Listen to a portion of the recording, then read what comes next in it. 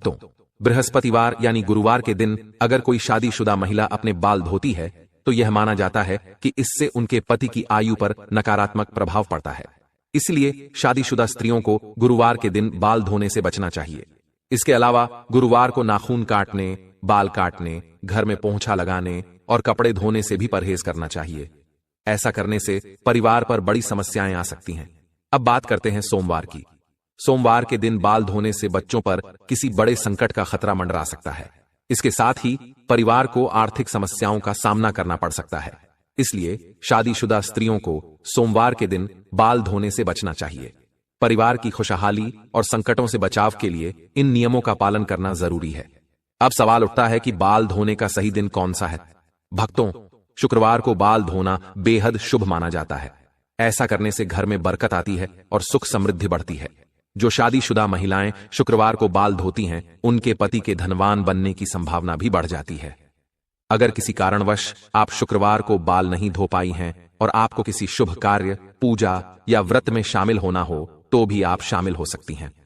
बस इसके लिए आपको अपनी मांग में सिंदूर लगाना होगा। शास्त्रों के अनुसार शादीशुदा स्त्रियों की मांग को गंगा स्थान माना जाता है, जो बेहद पवित्र होती है। जब स्त्रियां अपनी मांग में सिंदूर लगाती हैं तो वे मां पार्वती का सम्मान करती हैं और मां पार्वती का आशीर्वाद हमेशा उन पर बना रहता है।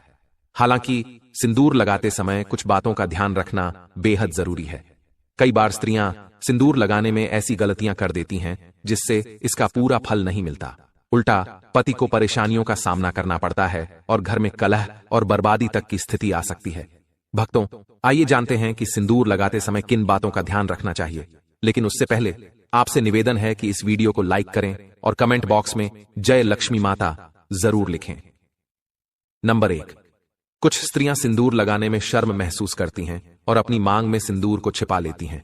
लेकिन जो स्त्रियां अपने सिंदूर को छिपाती हैं या बहुत कम मात्रा में सिंदूर लगाती हैं, उनके पति को समाज में मान सम्मान नहीं मिलता। नंबर 2, भक्तों, क्या आप जानते हैं कि जो स्त्रियां अपनी मांग में लंबा सिंदूर लगाती हैं, उनके पति को समाज में अधिक मान सम्मान मिलता है। हर जगह उनके पति की प्रतिष्ठा बढ़ती है और वे अपने जीवन के लक्ष्यों को आसानी से प्राप्त करने में सफल होते हैं। सिंदूर लगाने का सही तरीका भी बहुत महत्वपूर्ण होता है। जब शादीशुदा स्त्रियां सिंदूर लगाती हैं तो सबसे पहले अपनी सिंदूर की डिब्बी को माथे से छूना चाहिए। ऐसा करने से मां पार्वती का आशीर्वाद प्राप्त होता है। इसके बाद ही सिंदूर को अपनी मांग में लगाना चाहिए।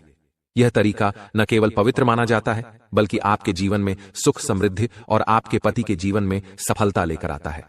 शादीशुदा स्त्रियों के लिए सिंदूर लगाने का सही तरीका बहुत महत्वपूर्ण माना गया है। हमेशा नाक की सीध में सिंदूर लगाना चाहिए।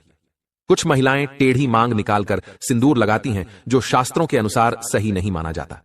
ऐसा करने से उनके पति को परेशानियों का सामना करना पड़ सकता है और वे अपने जीवन के लक्ष्यों को पाने में असफल हो सकते हैं। एक और जरूरी बात का ध्यान रखें कि बिना स्नान किए कभी भी सिंदूर न लगाएं। साथ ही किसी और महिला से सिंदूर लगवाने से भी बचें। जब भी सिंदूर लगाएं, माता पार्वती का ध्यान जरूर करें।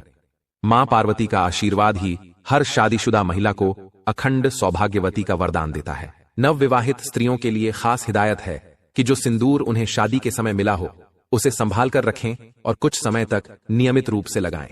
जब भी कोई खास पूजा या शुभ अवसर हो, उस सिंदूर का प्रयोग जरूर करें। यह सिंदूर देवी देवताओं के आशीर्वाद से भरा होता है और इसका प्रयोग करने से आपके जीवन में सुख समृद्धि बनी रहती है। भक्तों, इन बातों का ध्यान रखना हर शादीशुदा महिला के लिए जरूरी है। एक महिला ही अपने घर को संवारती है और उसे उन्नति के मार्ग पर ले जाती है। लेकिन यदि महिलाएं कुछ गलत आदतें अपनाती हैं तो उनके घर से माता लक्ष्मी का वास समाप्त हो सकता है। अगर आपको इस वीडियो में लेटेस्ट न्यूज के तरफ से दी गई जानकारी अच्छी लगी होगी तो आप लोग हमारे चैनल को सब्सक्राइब करें और वीडियो को लाइक करें। तो मिलेंगे किसी नेक्स्ट वीडियो में। तब तक के लिए धन्यवाद।